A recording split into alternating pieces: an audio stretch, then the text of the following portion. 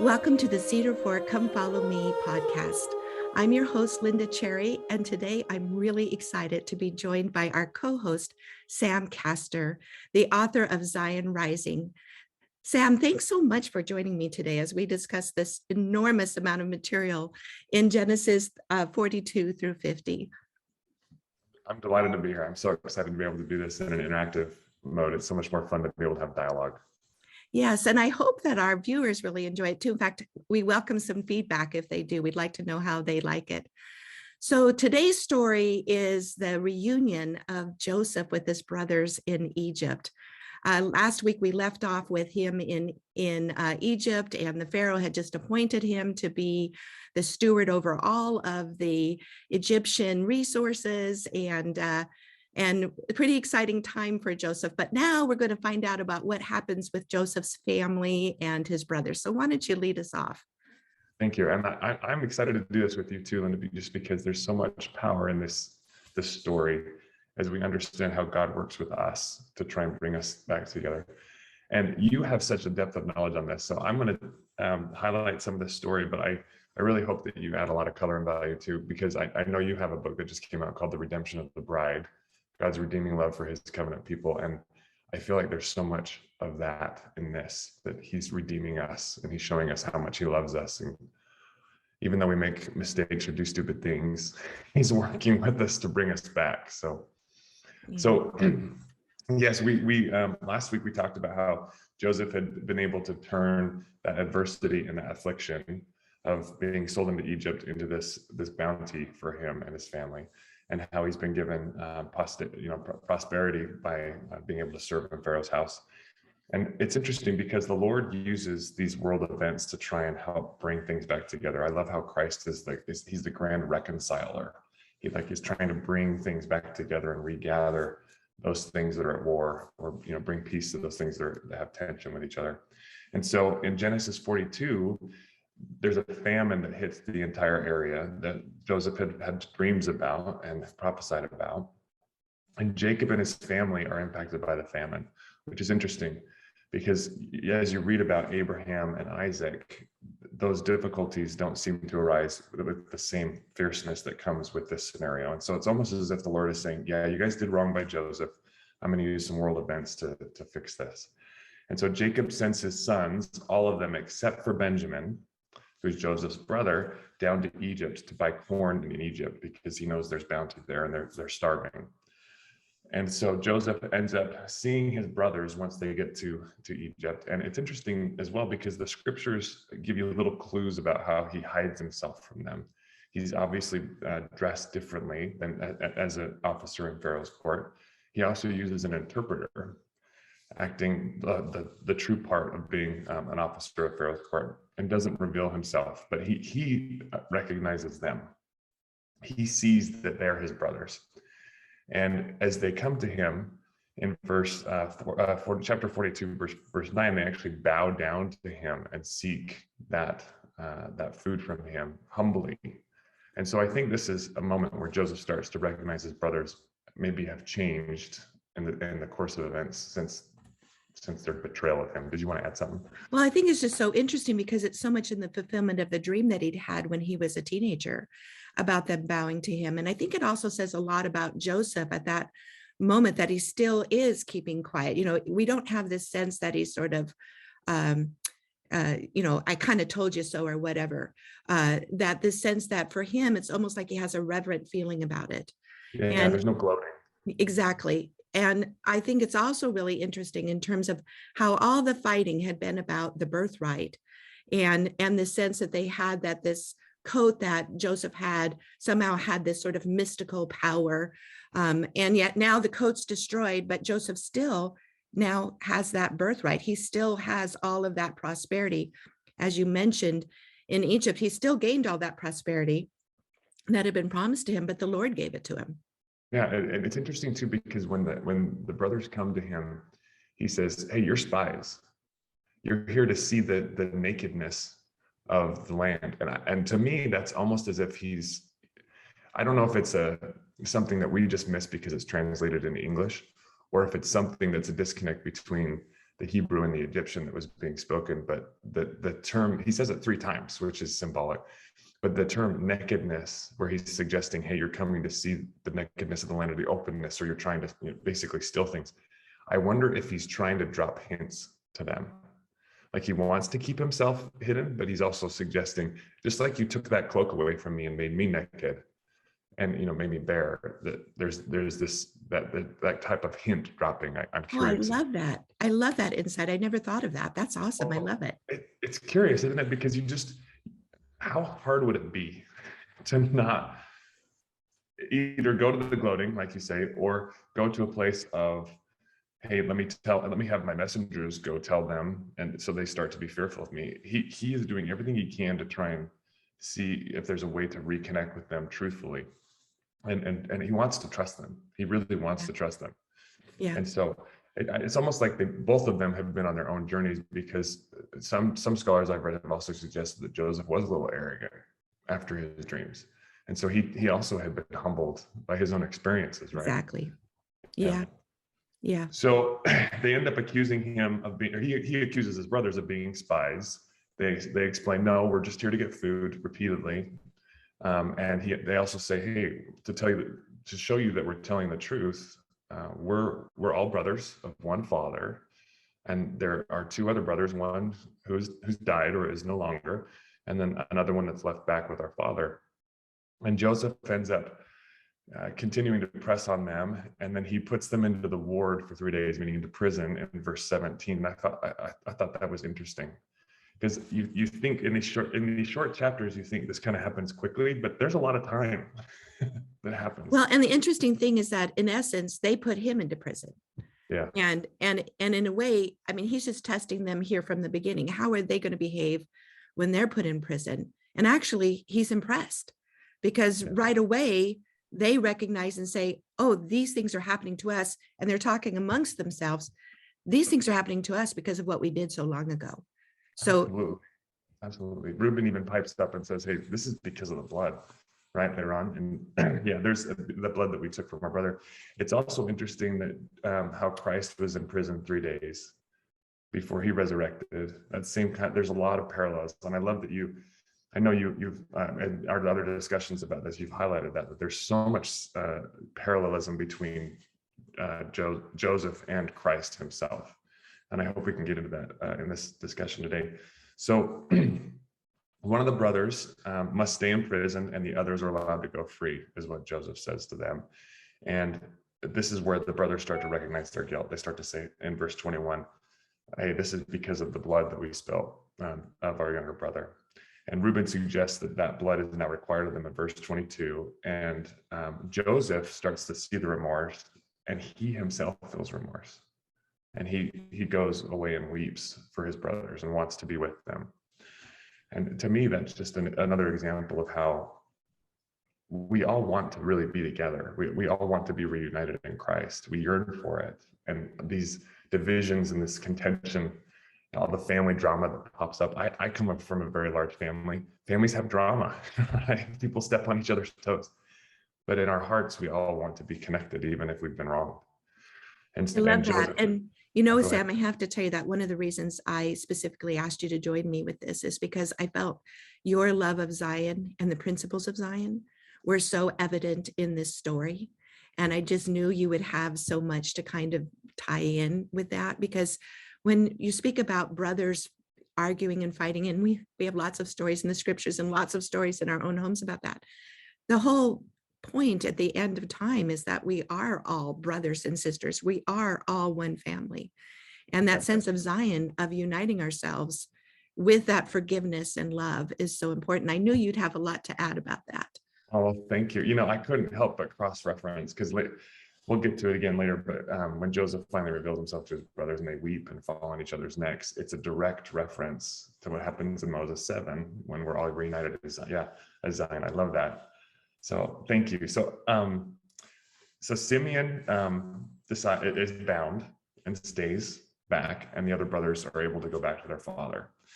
And it's interesting because Joseph, even though he had received money from them for the food, and they're taking food away with them back to their father, because Joseph doesn't want his father to go hungry. Joseph returns the money into their bags without telling them. And Reuben and the brothers come back, and they actually start to realize, one of the brothers discovers the money in the bags, and then when they get back to the father, they discover all of them got their money back, and they're terrified because they're afraid that Pharaoh is going to blame them for stealing. And it's a fulfillment of Joseph's warning that they're there just to act as spies. And it's interesting because Jacob mourns. You can tell he has so much sorrow in his soul over what has happened with Joseph. And that's why he's so protective of Benjamin. And it does look like there clearly are family favorites in these relationships. And it's been hard for some of these brothers to deal with those family favorites and understanding that their father does love Joseph and love Benjamin more. That's a tension point throughout all of this. Mm-hmm. And so when they come back to Jacob or Israel, and they say, hey, our one brother's back, and we have to bring the other brother back. If we want to go back, we have to bring Benjamin back with us. He laments, and he's very sorrowful about that. It's very stressful for him. And Reuben even offers his own children to Jacob if he doesn't return again with Benjamin. But Jacob says, nope, you're not going. Sorry, we're staying here. And in fact, he goes later and he says, why did you even tell this guy about your other brother? And I think it's really interesting, like when we talk about what it was like for Jacob to not have Simeon come back, that to recognize that at this point, all of the brothers now have families. They have wives and children who also have to have some great anxiety and distress over the fact that husband and dad are not coming back home to them. That's so true. And there's also something evident. There's been an impact in these families with what happened with Abraham and Isaac. For Reuben to offer up two of his sons, there's something about this idea that there does need to be sacrifice, there does need to be giving, there does need to be surrender of posterity back to heaven. That's something that is a tension point here as well, because it's almost like they want an atonement, but they keep thinking that the atonement will come through them, instead of through Christ, right? Instead of through the atonement of the Savior. And so whenever it's very similar to like what happens with Lot back in Genesis when he offers his daughters. It's like, why are you doing that? Why are you offering up your children? And that it's a very curious thing to me. I know we probably can't fully understand it with our current modern day mindsets, but it's a historical point that shows that these people are willing to sacrifice their own children if they can make sure that they're doing what's right. And I don't know how right it is, and I don't know how wrong it is. It's something very curious to me. Yeah, it's really interesting that you point that out, because the Israelites are entrapped with that idea throughout their history. In fact, at some point, under King Manasseh, the Lord chides them because he offers up his son to the false god Molech. So I think that all of the nations around them were literally going through with offering their children up to the false gods, just as it happened with Abraham at the beginning with Elkanah. And that it is a constant snare to the Israelites to kind of divide the truth. And that's what's so interesting about Satan, is that he will teach concepts that are so close and yet counterfeit, that God the Father is giving his son, Jesus Christ, as a sacrifice for all of us. And then they have all the false gods teaching that offer up your child and you're going to get special privileges as a result. It's really a dreadfully sad thing. It is. And how often do we sacrifice things that we shouldn't sacrifice? Mm-hmm. How often do we place priority on our own false images or our false ideologies at the detriment of our children? It's like that quote, I think it was President Benson, that said that no success in the world compensates for failure in the home. It's that same idea, right? Our little children, those relationships we have in families, it's the most precious, important thing we have as parents. It's the most consistent with us becoming like our heavenly parents. So I love you saying that. Yeah, I love that. I mean, Abraham's blessing was that all the families of the earth would be blessed because of the priesthood in his family. And yet, as your example about Lot, the worst thing that could happen to us is to lose our families. Yes. It's very sad. And it's beautiful that Christ's exercise here is to bring us all back, to save all of us that are willing to receive him. So So there's some time that passes, right? So all the brothers come back. Jacob says, nope, not letting you go back. I'm keeping Benjamin. If Benjamin leaves, he's the only one left of my wonderful wife. I've already lost his other brother. You're not going. And then the famine continues to wax stronger and more sore. And finally, they're like, hey, we better go back to Egypt. And Jacob says, go back to Egypt, but you're not taking Benjamin. And the brothers press upon him, or his sons press upon him and say, no, if you don't let us take Benjamin, there's no way we're going to be able to return. We will die. We'll be killed. And so Jacob asks, like you said, he says, well, why did you even tell him about Benjamin? Come on, guys, use some confidentiality here, protect my most precious treasure.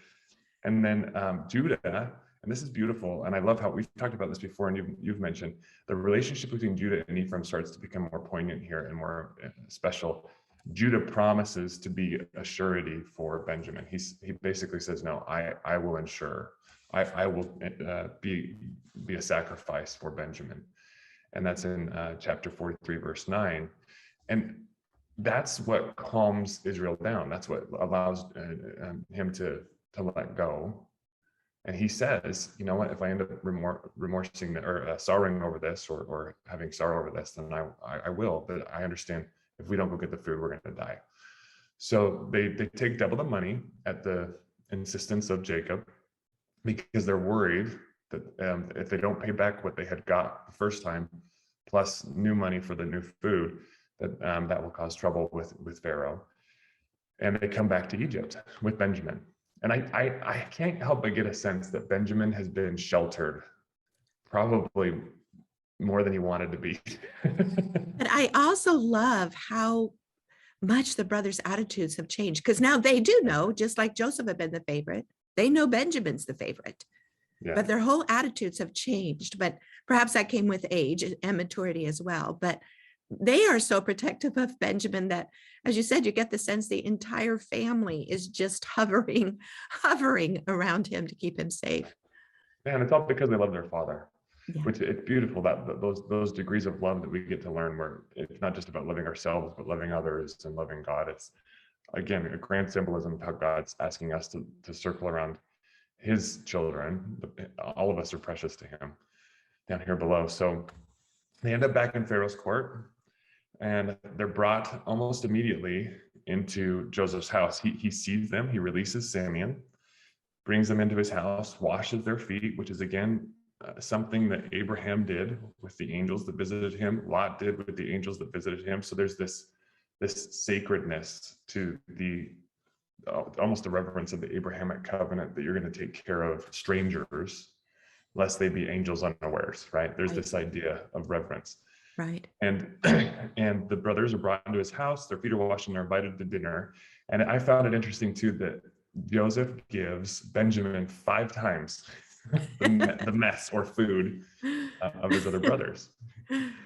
And he sees him, and it's interesting, it says his bowels yearn for him, and his whole being sees his brother. He's been alone for so long, and he can't help but control, he can't control his emotions. He leaves and weeps.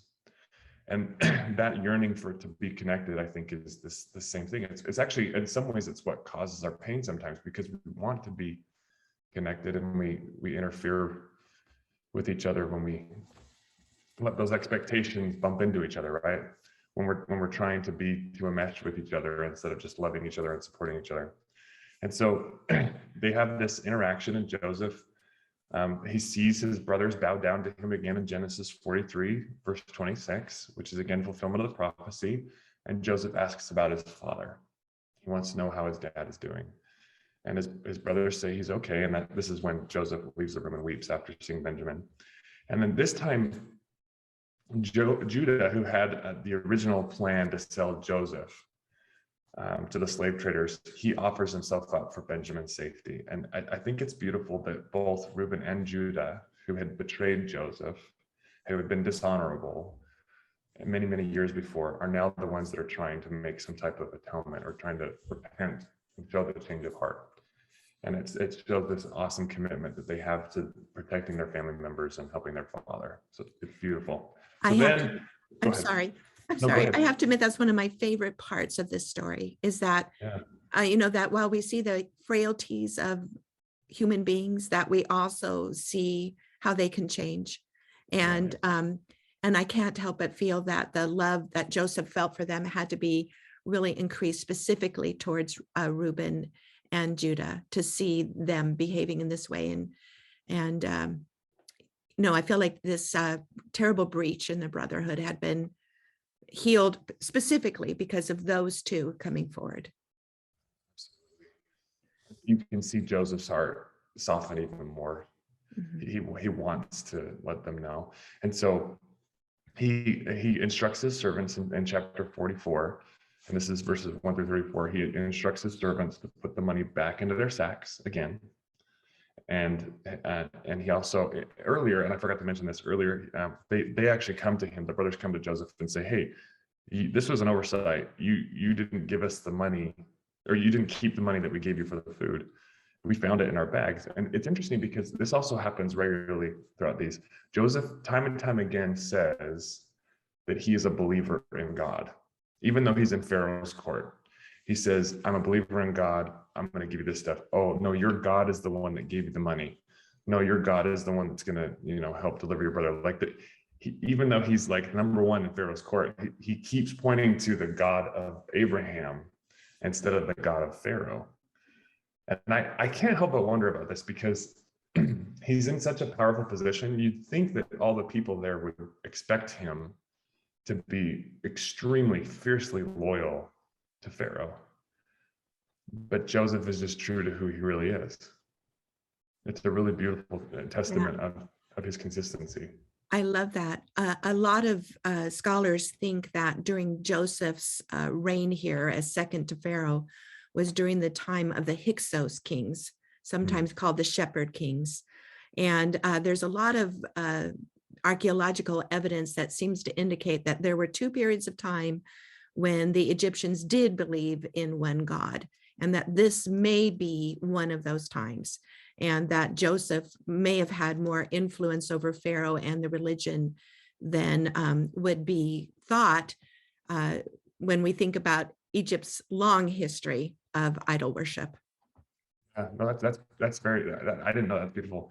Especially, you think that would be obvious or natural because of his dreams, because he's now saved Egypt. He's helped them, fill up their storehouses before the famines.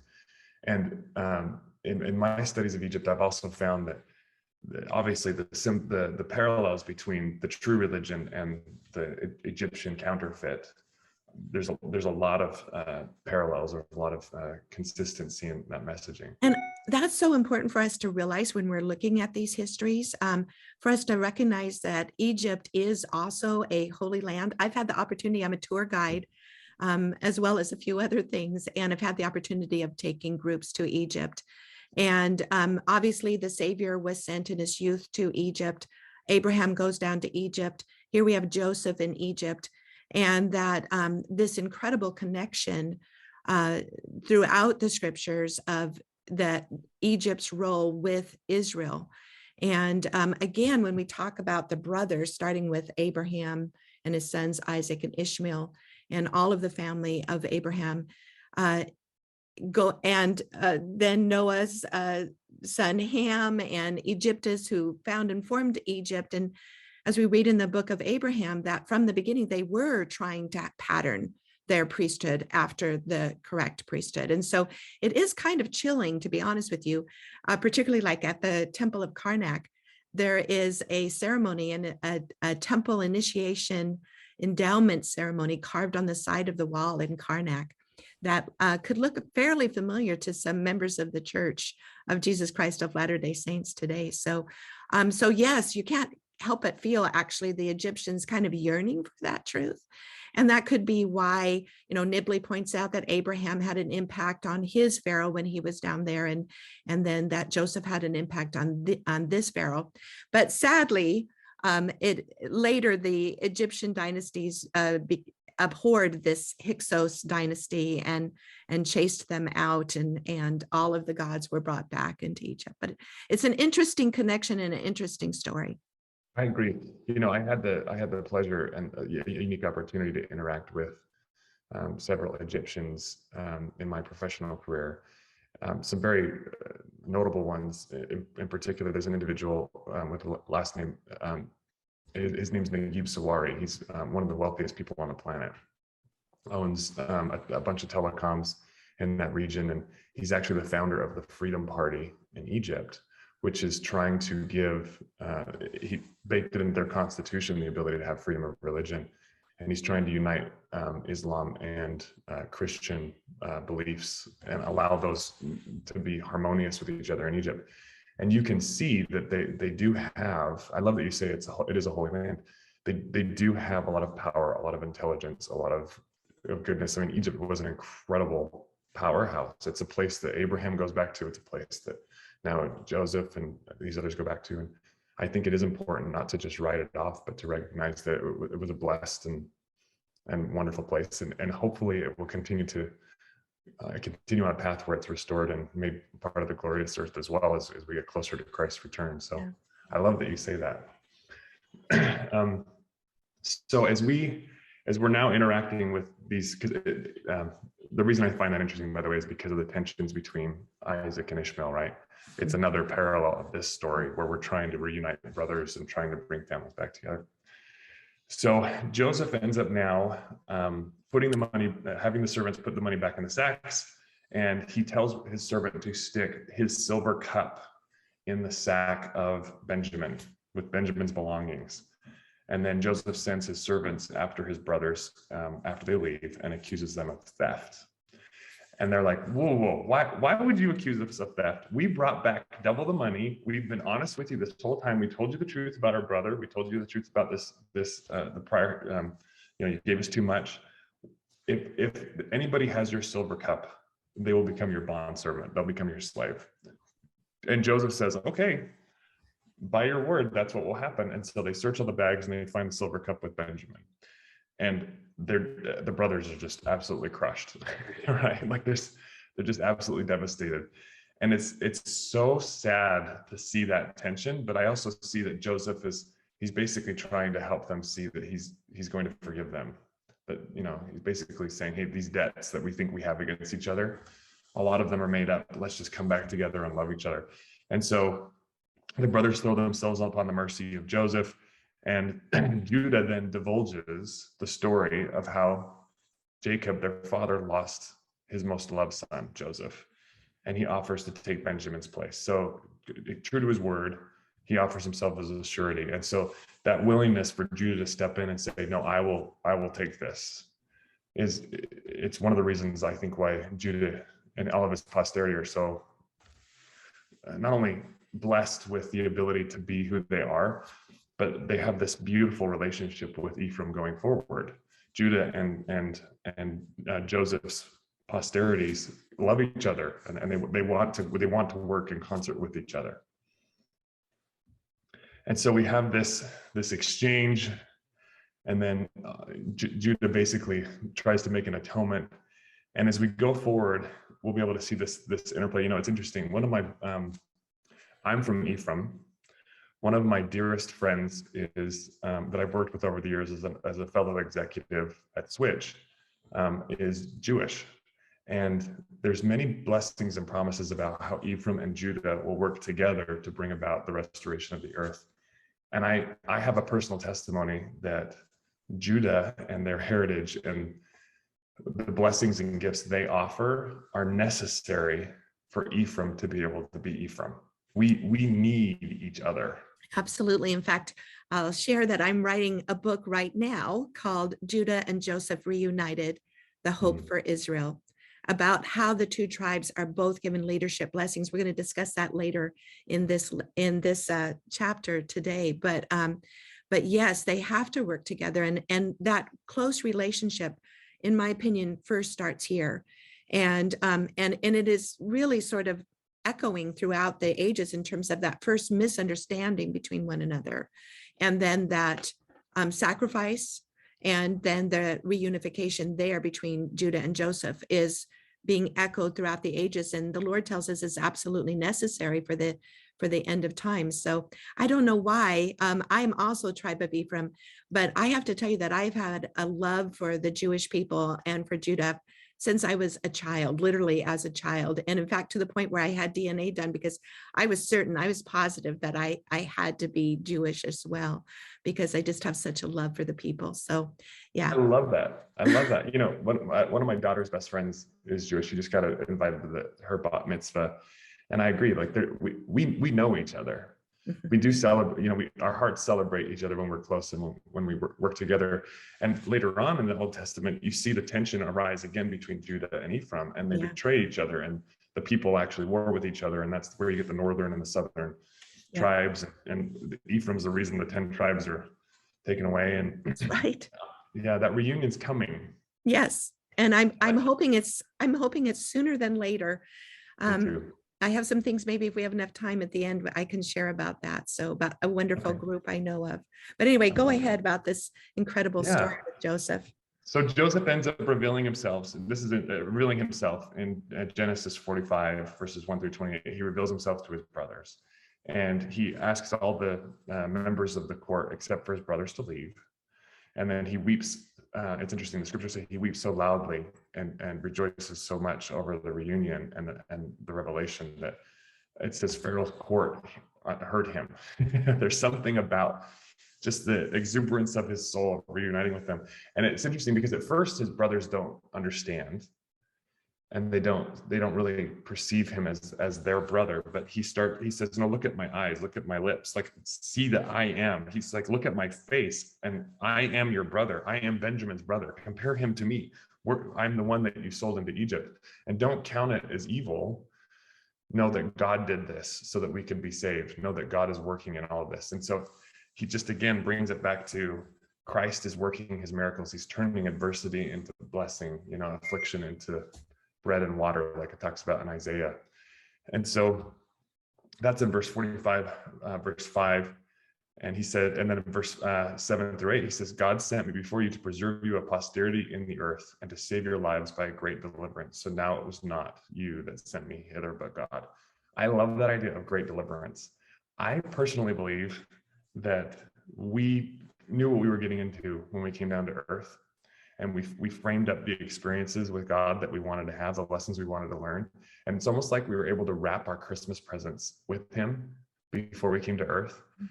And then the veil and the forgetfulness and being born and being tested means that we don't remember, but then we open them up, the presents up with Christ, and we're like, oh yeah, that's exactly what I wanted. It's the coolest experience ever. It's like this exercise of trust, of agreeing to be worked upon, having our souls and our hearts stretched by him, and so that we can receive more from him. I feel like that great deliverance is what happens here, and that reunion is beautiful and powerful. And Joseph falls on his brothers and weeps with them in verse 15, just like it talks about in Moses 7. So there's this reunion, this beautiful connection, and Pharaoh, it says, is pleased for Joseph and all of his family and invites them all to come and sends wagons, and there's this great rejoicing, this great reunion. And I love what you said about how at this time they're probably believing in the true God as Egypt. Of course, Pharaoh would say that. Of course, he would say, bring Abraham's children over here. Let's all rejoice together. Let's all be reunited together. And, you know, I shared in the last week podcast about how the sense that Joseph being sent ahead, that now he has this vision that he recognizes that God had sent him ahead to save Israel. But at the time that he's in prison, and at the time that he's sold to Potiphar and having all of those challenges,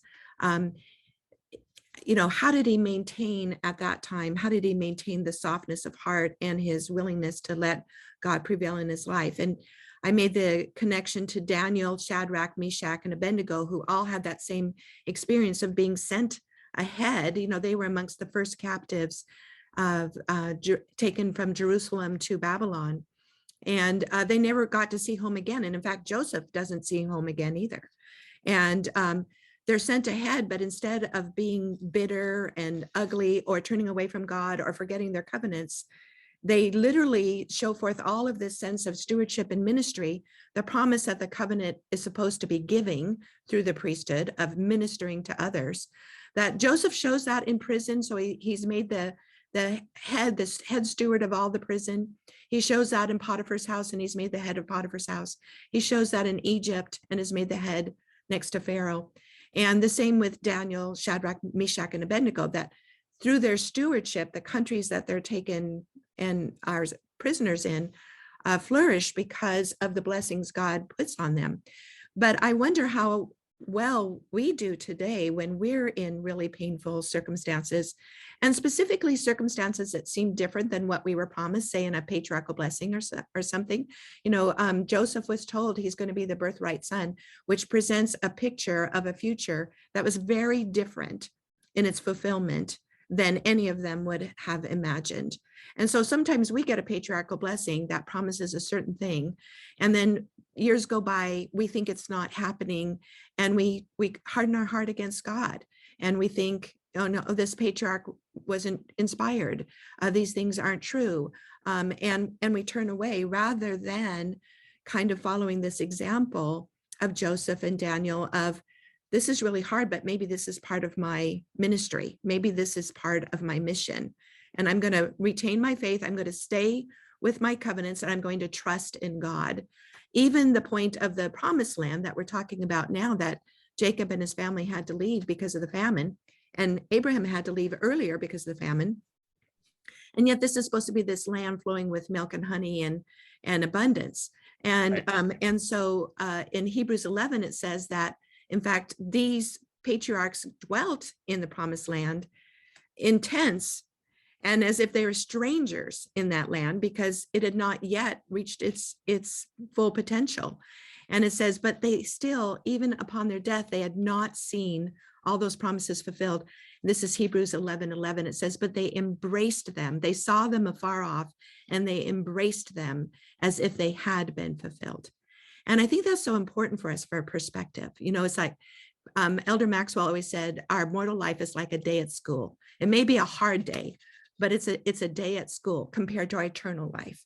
And keeping that perspective in that ministry.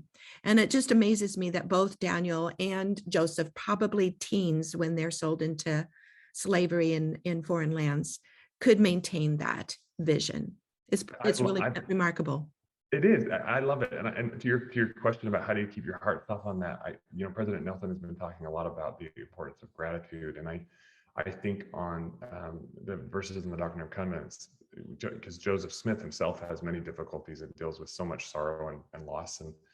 But the Lord assures him, he says, hey, if you receive all things with thankfulness, you will be made glorious, and the things of this earth will be added unto you, even 100-fold, yea more, like 100 times, and then even more on top. It's like, he's basically saying, just trust me that everything is a gift. Everything is an invitation to come closer to Christ. Everything is an opportunity for you to keep receiving from me. If you can just keep your heart in that place where it's receptive, I will turn every difficulty into a blessing, every sorrow into rejoicing. And that Joseph does that here. He ends up becoming, the king of the world in many respects, because he's able to just continue to receive from the Lord. I love that. And again, foreshadowing the Savior in that specifically says, I was sent here ahead of time by your betrayal so that I could save you. Yeah. And so much like the Savior who has sent, that Adam and Eve were able to partake of the atonement, even though the Savior had not performed his atonement yet, because we knew beyond a shadow of a doubt that he would do what he had said. But he had been sent before, symbolically, he has been sent before us by those who would betray him in order to save us. Yes, and then takes that adversity, turns it into bread, and then doesn't keep the bread for himself, but shares the bread with everyone else. Yeah. To me, it's the embodiment, or it's the perfect example of what Christ is trying to teach each of us to do. He's saying, look, I'll help you be like me, the I am, where your circumstances don't change you. Instead, you change your circumstances. And it's not because you're awesome and you just kind of deal with stuff and you can walk on water and you're cool. No, it's because what you're doing is you're looking to me and loving me, And then when I start to bless you, you turn around and you immediately want to share that blessing with your brothers and sisters and point them to me as well. That is, it's this, all of us have these opportunities probably many times throughout the week, if not every day, where we're faced with a difficulty and we get that choice. Are we going to view it as a gift that we can draw us and others to God, or are we going to view it as a cursing and make us upset? And, you know, my wife has this quote, and I don't know who wrote this, but they say, every experience is a choice between a grievance and a miracle. And I surrender all grievances. I choose the miracle. I feel like that's what Joseph does over and over again. He's like, no, this is God. He's here. He's in this. And I'm going to just trust that he's going to work it for my glory and for my good. I love it. Love it. So those parallels that you talk about between Joseph and Jesus, and those similarities where Joseph goes first, he's the birthright son. Jesus goes first. He's the birthright son. And a stewardship. They each have a stewardship for the salvation of their family. Jacob is called ahead to go. And then actually in Genesis 37:13, he says, I'll go, here am I. And then we know that Christ in Abraham 3:27, in the discussion with the Father up in the premortal world, says, here am I, send me for the plan of salvation. And you've prepared an awesome chart on this. I hope you share it because these parallels between Joseph and Jesus, hopefully we can throw it up on the screen here, are very insightful. They help us see that the Lord is not only helping Joseph be an example of Jesus, but I think the Lord is trying to help all of us be more like Jesus in this respect too. There are different ways where we can do that as well. Joseph loses his coat, it's stripped from him. Jesus had his raiment stripped from him, his garment stripped from him as well. Joseph's brothers covered his coat in blood. Jesus' garment was covered in blood, you know, as a sacrificial lamb. He's sold by his brother Judah, and Joseph is sold by his brother Judah. Jesus is sold by Judas. And Joseph began his ministry at 30 years old. And Jesus began his public ministry at 30 years old. And lastly, everyone from all countries came to Joseph for bread. That's in Genesis 41:5-57. And similarly, Christ is the bread of life, the source of living water. He's the nourishment for all of us. So these parallels help us see that what's really happening in the story is Christ is saying, I am here with you. Just like Joseph was there for you before, I'm now here with you. I'm going to help bring about the salvation and bring redemption and nourishment and satisfaction to your soul. It's beautiful. I love it. And I especially love, as you pointed out earlier, that Joseph does all of that in the name of God. In other words, he's not saying, I'm doing all this because I'm so good. And it reminds me how we're instructed that everything that we do is supposed to be in the name of Jesus Christ. And then also that other part, don't take his name in vain. In other words, don't speak things in his name that he wouldn't say, but also that we are ministers, that we ought to be like Joseph, that we ought to be bringing others to Jesus by pointing the way to Jesus and behaving like Jesus. And again, not taking credit for it. And I always think of this specifically as we go forth as ministering brothers and sisters, is that close friendship is super important, but we also need to remember that we're there as stewards in the name of Jesus Christ, and that we need to be looking at people as he would look at them and serve as he would serve, and give all credit to him. I love that. Amen to that. So Joseph ends up bringing all the Israelites. They all settle in Goshen in chapter 46, and the Lord meets Jacob and assures him to go to Egypt. The Lord says, no, this is where you're supposed to go. This is part of it.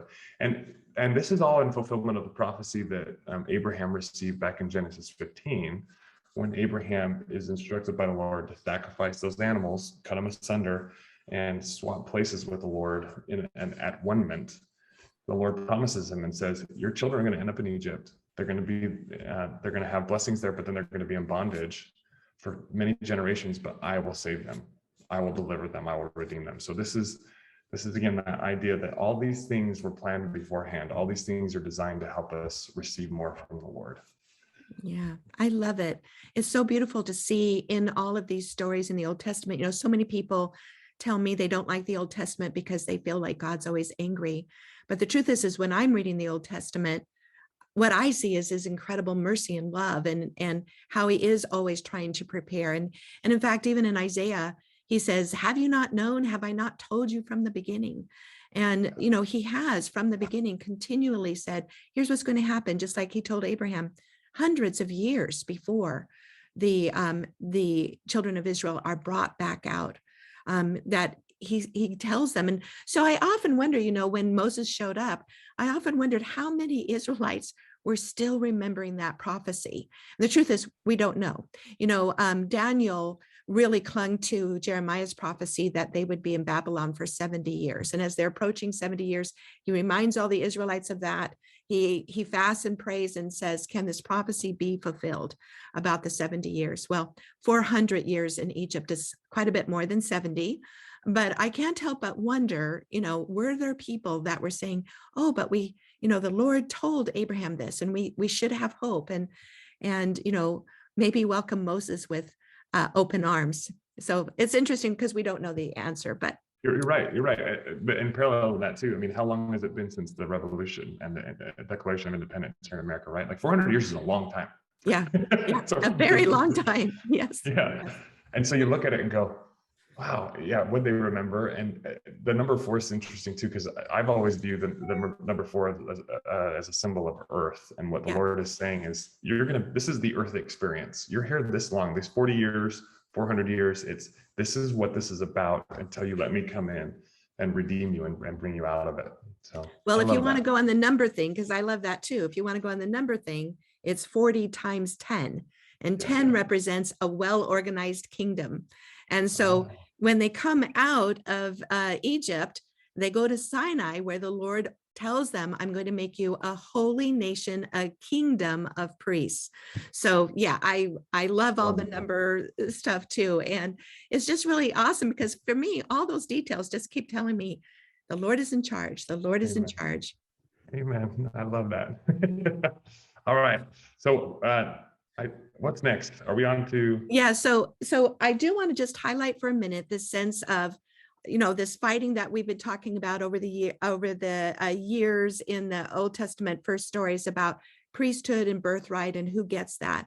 And I do want to point out for both Jacob and Joseph, both who left their homes empty-handed, right? They didn't have any of their father's inheritance when they left, but God had chosen them to be the birthright priesthood stewardship son. And here we see at the end of their years that both of them have received all the blessings of the birthright priesthood stewardship.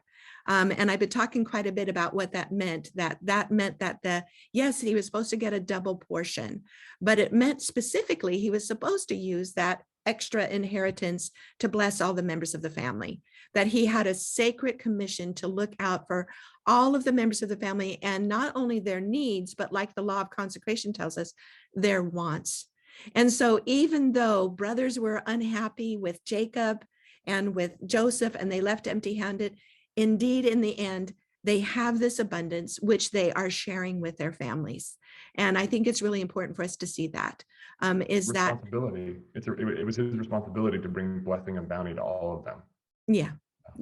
I love it. So speaking about responsibilities and birthright blessings, Jacob lives for 17 years in Egypt. I can only imagine, as you say, what that reunion was like between the father and the son. And it's towards the end of his life, and he wants to give blessings to all of his children. And this is the first time that I think we see specifically what we might call a patriarchal blessing in the scriptures. Before that, we certainly see blessings for passing on the birthright or the priesthood. But in this specific case, we see patriarchal blessings given by Father Israel, who is Jacob, to all of his sons. And here's where also people start getting confused as to how many number of tribes we have in Israel. So we know that Jacob had 12 sons. And before the end of his life, Jacob calls all of his sons to him, including Joseph. And in fact, he does bless Joseph. But Joseph has a little meeting with Jacob with his 2 sons, Ephraim and Manasseh, who have been born to him in Egypt by Asenath. And Jacob has a private meeting with them where he's going to give them blessings. And here we go again with the birthright and firstborn and so on, because the firstborn son is Manasseh. And the second, the youngest, is Ephraim. And Jacob, who had the same experience himself with Esau, he now, Jacob, changes his hands so that his right hand is on Ephraim's head, and Joseph, oh, isn't it just so interesting when they themselves have been sort of the focus of this upset, that they also get upset because Joseph, no father, Manasseh's the firstborn, and Jacob says, no, this is the way it's to be, and he blesses Ephraim with the birthright blessings, which, as you mentioned, and we're going to talk about in more depth, actually ends up causing a lot of confusion in Israel. But it still causes confusion for us today because, again, okay, let's add, we have 12 sons, now we have Ephraim and we have Manasseh. How many tribes are there? And so I think it's really important for us to understand that Moses and Jacob here and Joshua, when he's giving the land assignments, always refer to Joseph, Ephraim, and Manasseh as one tribe. So we will see in the scriptures constantly interchanging the names of Joseph and Ephraim. And in fact, once we're specifically, and especially once we are, let's say we're starting in Joshua, from Joshua on, and especially in Isaiah and Jeremiah and such, most often that tribe is going to be referred to by Ephraim's name. And as you mentioned, even when the kingdoms divided, an upcoming lesson, the northern kingdoms referred to as Ephraim, not Joseph. But so just again to clarify, those three are referred to as one. Ephraim is given the birthright blessing. And in fact, when they're given their land assignment, Ephraim and Manasseh are given the instruction that they're to share the land as one under Joseph. And interestingly enough, Manasseh is split into two portions for the land. We'll talk about that as we go. Now there's a chart that I will try to put up. I'll try to put up both of those charts, a really in-depth chart of each of the sons' blessings, what their symbols are, what their names are. I love this chart. You've shared it with me and I love it because I think there's so much focus on Ephraim and Judah. Mm-hmm. And it's critical for us to remember that there are so many blessings and we need all of the blessings. Just like Joseph needed to be able to bring his brothers back and reunite together, all those blessings have to work in orchestration together for us to restore the earth. I agree. The more I have studied about the different tribes, and again, it is an enormous chart, it has their land assignment and everything, but the more I've studied, the more I have felt this weight of testimony that there is no such thing as a throwaway tribe. There's no such thing as an unimportant tribe. That every single one of these tribes is precious unto the Lord, and every single tribe, as represented by each of these sons, has an important mission and work to do. And in fact, that's really illustrated by John's revelation of the celestial city, because on each gate, there's 12 gates of the celestial city, and on each gate of the celestial city, there is the name of one of the tribes. Every single one is essential. Now, it looks like you have something you want to share. No, I love that. You know, so for my book about Zion Rising, I actually have a symbol of 3 squares interlocking, and each one of those corners is in my brain is one of the gates to the celestial city.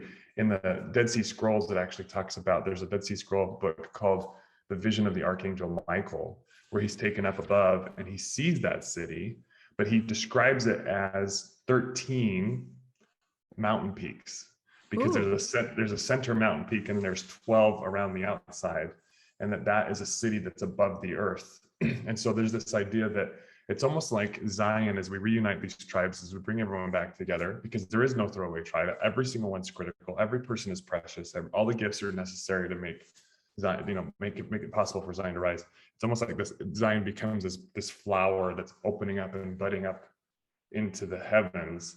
And each one of those petals is necessary. Each one of those tribes or those gates into the city is necessary for it to be able to bloom and rise. And I served my mission in Romania and Moldova, and I absolutely loved it. The people there are wonderful.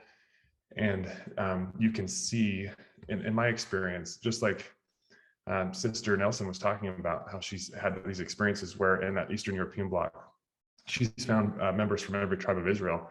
And I love her because she's like, I wasn't really supposed to ask this, but I asked everybody to raise their hand, what tribe they're from.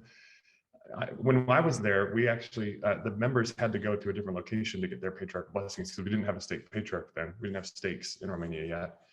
And we actually, as we interacted with people, we found that we found tribes, members from every tribe, as they would come back.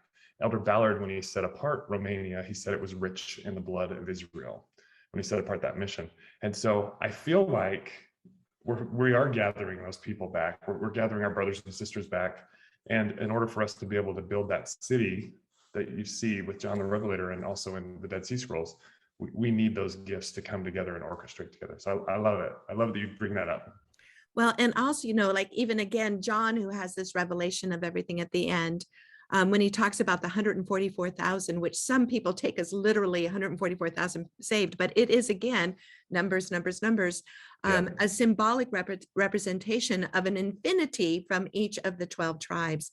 Yeah. And it's really important for us to understand that Israel is the name of God's covenant family, and everyone is invited to join into that family. Doesn't matter what the DNA is. It doesn't matter if we're a direct descendant of Abraham or of one of the tribes.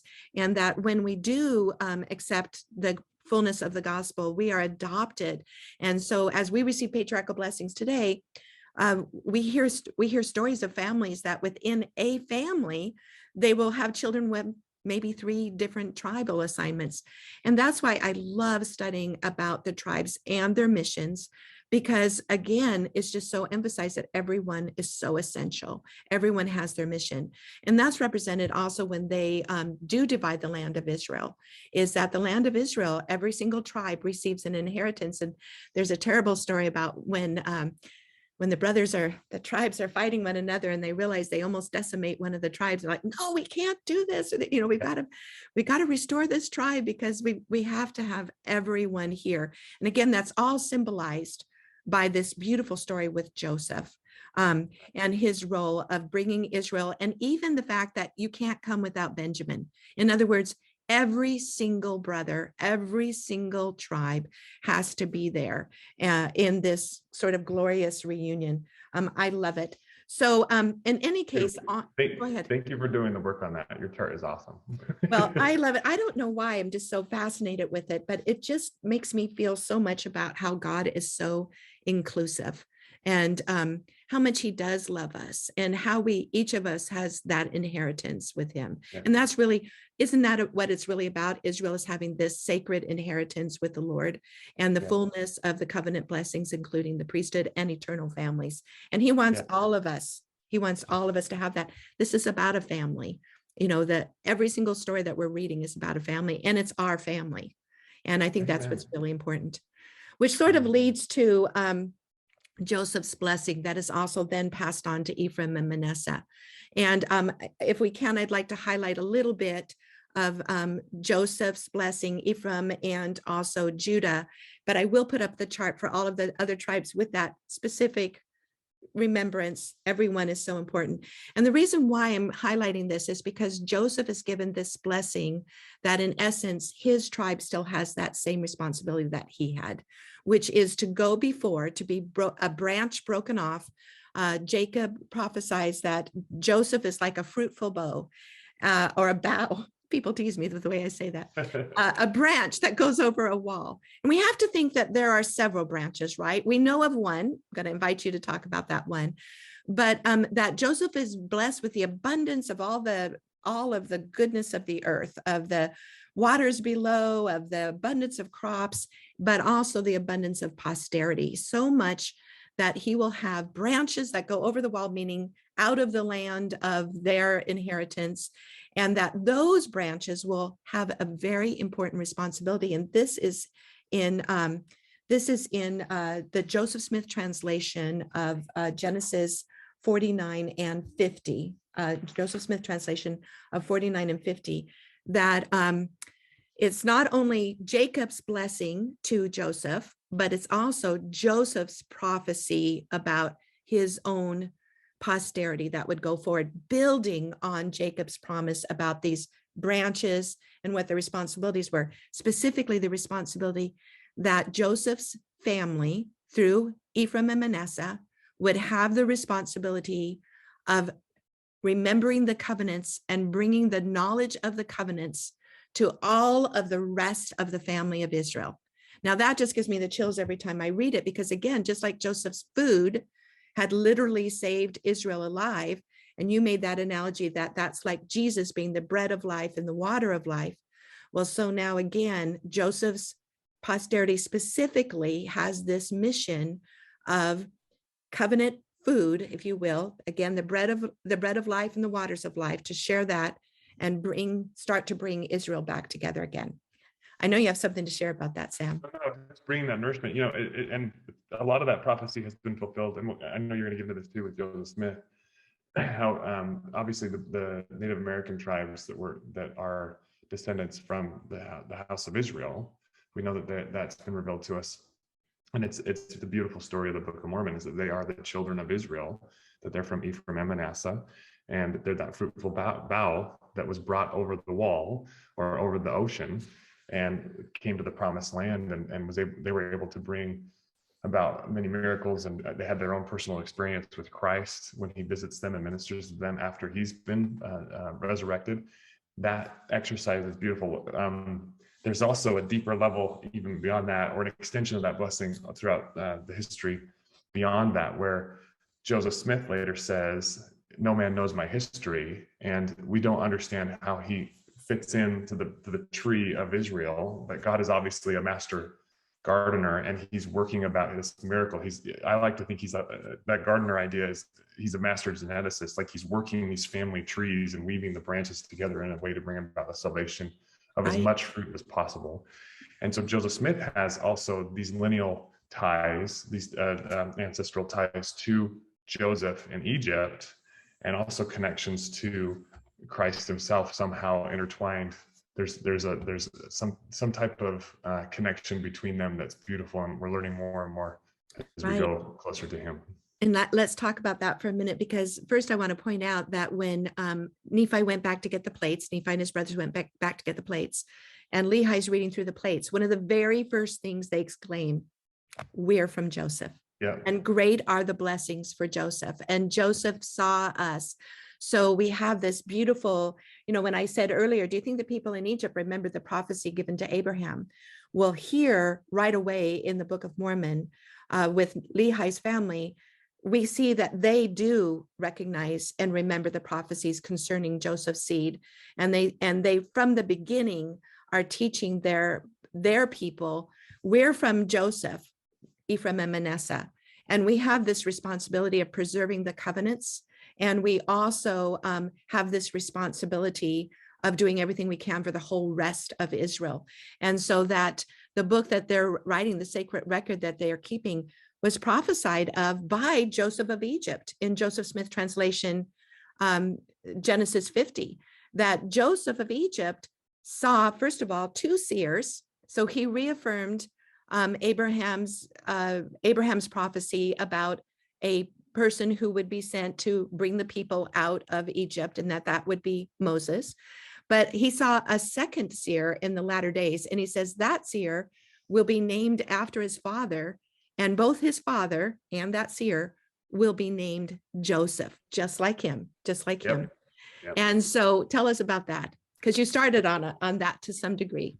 No, keep going. I think you're hitting it perfectly, because it's beautiful. It's just Christ is weaving all the branches together. So after you, please. And again, the important mission of this seer, who is Joseph Smith, the son of Joseph Smith Sr., that the important mission of this seer was the same role as Joseph of Egypt, to be sent ahead to provide salvation through this food of the gospel, the restored gospel of Jesus Christ, to all of the rest of Israel.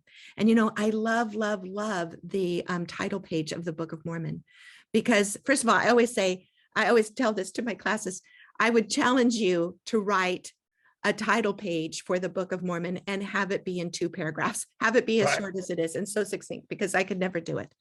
But specifically that the purpose of the Book of Mormon is to tell the people, the children of the house of Israel, what great things the Lord has done for their fathers, and also that they are not cast off forever. So again, it's all about the reunion of Israel, and also to remind them of the covenants of the Lord, the new and everlasting covenant, and that all might know that Jesus is the Christ, the Messiah that they'd been waiting for. I mean, it's just so powerful for me. In fact, I'm a convert to the church. I joined the church when I was 17. And I have to tell you, I started reading the Bible when I was 9. And I had a really strong conversion experience with a Billy Graham crusade when I was 8. And it was 2 weeks before I turned 9. So started reading the Bible with that and just loved the Old Testament, loved it. A totally different experience than so many describe. And it was because of the Old Testament, specifically about prophets, about priesthood, about temples, that and Isaiah, the whole entire book of Isaiah, that I went looking for a church. And I was looking for a church that would have all of those things, that would have a prophet, someone that God was speaking to face, that would have the priesthood. And by that time, I'd read the entire Bible, and the New Testament in Hebrews Paul tells us we have to have the Melchizedek priesthood. And then looking also for temples, because Isaiah prophesies that in the last days, sons and daughters from all tribes would be invited to come into the temple. And I was specifically looking for those. And then the organization of the church as was seen in the New Testament under Christ. And so that's what led me to the church. And then I read the Book of Mormon, and specifically the title page. And it's just like, yes, this is it. This is all coming home. It was just so exciting for me. Beautiful, it's powerful. And it's all orchestrated to be able to bring about God's glory and bring about his work and his wonder. I love the effort he's put into weaving us and our hearts back together and helping us rejoice when we're finally able to see as we are seen and know as we are known. Just like what you brought up with Nephi, how they celebrated, they were able to confirm that they were from the house of Ephraim. Us remembering our family history, remembering our heritage. You know, and on patriarchal blessing, it's interesting. We asked our state patriarch, he's been our state patriarch here in Las Vegas for a couple of years now. And we asked him, we're like, what's some advice you'd give? And he said, get your patriarchal blessing as soon as you possibly can. Yeah. You know, historically they used to say, oh, wait till you're 20 or 18 or 60. He's like, nope, get it as soon as you possibly can, because knowing who you are and knowing your family history and your tie into Abraham and into Israel, it provides an anchor to help you actually become who you're meant to become. I couldn't agree more. In fact, I've taught seminary for 9 years, and it's something I always really emphasize to my seminary students. It's like, especially that the high school years are by far the most trying years for our young people. And the only way for me, I believe, to overcome that is to know who they are eternally. The only way to withstand the temptations is to know who they are eternally. So I always really encourage them on the patriarchal blessings. Now, I know our time is drawing really short. And speaking of patriarchal blessings, I do want to just touch on a couple of things. So we've talked about Joseph, but Judah was also given a great leadership blessing, and both of these tribes were. So Judah was promised that the kings of Israel would come through him and would come and stay through him until the Messiah came, and that the Messiah called Shiloh in his blessing would come through Judah's line. And of course, we've seen that fulfilled in that Jesus Christ, the Messiah, is from the tribe of Judah. But these strong blessings to both Judah and Joseph have caused a lot of people to be confused about when are they supposed to have that leadership role, because really at the beginning, it was Judah at the beginning. And then towards the end, it's Joseph, but most important to be joined together. But I did want to share a writing from a Jewish rabbi that represents a lot of teaching that is easy to find amongst the Jewish people and the rabbinical teachings that talk about that because of these two blessings for these two brothers, they have a belief that there are actually two Messiahs, a Messiah ben Judah, or the Messiah son of Judah, or son of David, because later through Judah's line, we have King David, who received a promise from the Lord that the Messiah would come from him. So David again is from house of Judah. So sometimes called Messiah ben Judah or Messiah ben David. We notice that in the scriptures, Jesus was referred to as the son of David, kind of help us to see that. But also they're looking for a Messiah ben Joseph, a Messiah, the son of Joseph. And I do want to just share this. This is written by Rabbi Emmanuel Shoket. He says, Jewish tradition speaks of two redeemers, each one called Messiah. Both are involved in ushering in the Messianic era. They are Messiah ben David and Messiah ben Joseph. The term Messiah, unqualified, always refers to Messiah ben David, meaning, and he's not saying this because remember, he's Jewish, Messiah, the descendant of David of the tribe of Judah. So we recognize that as Jesus Christ. He is the actual final Redeemer who shall rule in the Messianic age. All that was said in our text relates to him. Messiah ben Joseph of the tribe of Ephraim, son of Joseph, is also referred to as Messiah ben Ephraim, Messiah, the descendant of Ephraim. He will come first before the final Redeemer and later will serve as his viceroy. Now listen to this. The essential task of Messiah ben Joseph is to act as precursor to Messiah ben David. He will prepare the world for the coming of the final Redeemer. Different sources attribute to him different functions, some even charging him with tasks traditionally associated with Messiah ben David, such as the ingathering of the exiles, the rebuilding of the Bet HaMikdash, or the temple, and so forth. And so again, this is written by a Jewish rabbi, and he's saying, here's the role. There's only one Messiah ben David. He's the Redeemer. He's the one that's going to rule forever. And then there's a Messiah ben Joseph. He's going to prepare the way by beginning the ingathering and also building a temple. What do you think, Sam? He's been referred to as the restorer as well. There's also some prophecies and Jewish traditions from this time where there's the deliverer, Moses. There's the Messiah, or the Redeemer, Christ, and then there's the restorer, Joseph Smith. And that idea that God would work the families together to bring about the salvation is beautiful. And it's actually how Christ has always promised to work. There's always someone who comes as a messenger beforehand to announce the coming of the bridegroom. There's always an Elias, which is a title that's given to like John the Baptist or these other prophets who prepare the way for the Lord. And it's wonderful that we have an opportunity to live at a time where I believe that's happening. I believe it is too. We're preparing. Yeah. And I believe that began with Joseph Smith. So one other thing I found in my studies that I'm also going to share in a book is that one day I was looking at what was happening in the year 1830 amongst the Jewish people, meaning this is when the church was restored. Yep. And I came across this. I mean, I still can't believe I found it. I think it was just purely the Lord leading me to it because it's in a remote library. But there was a group of rabbis in 1830 that came down from Eastern Europe and went back to Israel.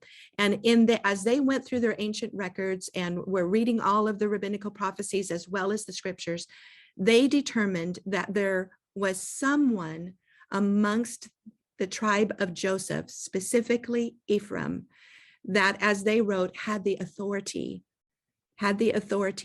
to build a temple and to bring them back together and to gather them. So they wrote a letter, and by the way, the man who drafted the letter was called Rabbi Israel, which is also just kind of, there's no accidents here, right? Beautiful. And so yeah. In 1830, he drafted a letter signed by all of these other rabbis as well. And they sent a messenger to go through all of the then existing sort of governments of Europe, because they remembered that the tribes of Ephraim specifically, but the 10 tribes had been carried away to the north, just like your experience in Romania. So they sent messengers with this letter to all of the governments in those Eastern European countries, and to say, here, we're looking for you, please, we're looking for someone from the tribe of Joseph, specifically an Ephraimite, who has authority. We're looking for you, please come and help us and gather us together. And unfortunately, that messenger was killed after a couple of years. And Rabbi Israel and his people never knew that God had heard their plea. And here in that same year, 1830, we have Joseph Smith, this Messiah ben Joseph, who is from the tribe of Ephraim. Brigham Young tells us he was a pure Ephraimite, and he is answering that call in that yearning. And this is why I think, those of us who love the scriptures and love the tribes of Israel, we recognize this important and urgent. In fact, President Nelson tells us it's the most important work we can engage in on either side of the veil, the gathering back together of the family of Israel. And I don't think it's an accident that Moses in Deuteronomy 33 prophesied that Ephraim and Manasseh with their horns, now their sign is the ox, the sign for both Ephraim and Manasseh is the ox, that they were to push together the people of the earth. And so we have 12 oxen in every temple font, 12 oxen facing all of the directions with the sign of Ephraim and Manasseh in fulfillment of Moses's prophecy to go throughout all of the earth to find our brothers and bring them back together again. On both sides of the veil, gathering that together on both sides of the veil. So angels and above and angels below can work together to bring about the restoration. I love it. Including the help of Zion, Sam. Yes, amen. Joseph Smith translation again of Genesis 9 tells us that Zion is there waiting to help us if we remember them and build Zion here. They will help us with that work. Yeah, lifting our hearts to heaven as they extend their hearts down to us, right? Yeah. Reconnecting heaven and earth. I love it. I love that. What a fun discussion this has been. It's been so delightful. So I'm not sure how long it's been, but I've had a lot of fun. Thank you so much, Sam, for this great experience and for all that you have to share and offer. Again, Sam's book is Zion Rising. That's coming out in May, right, Sam? Yeah, I'm excited. That's great. And I know that yours has already been published. Mine was released 2 weeks ago. I'm very excited. The Redemption of the Bride, God's redeeming love for his covenant people. I'm excited. I'm ordering a copy today. I'm so excited to read it. Thank you. Well, thanks for joining us, everyone. Don't forget to subscribe below.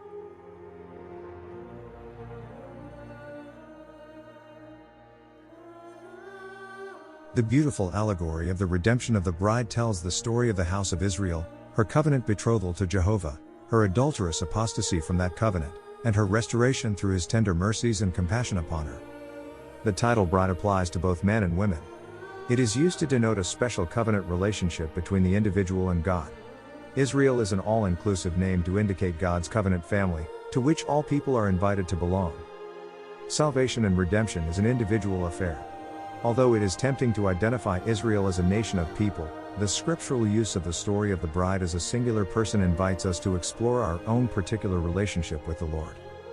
The story of Jehovah and his bride is a promise of hope to every individual who fears that they may have strayed too far from the Lord. Although, like the bride, we may have traveled a dark road, his atoning grace and mercy can heal and restore us to a newness of purity and hope. This is God's love story. It is also our story, each one of us. We are the bride of Christ, and he is waiting for us. Our redemption, should we choose it, is at hand. Find it at cedarfort.com.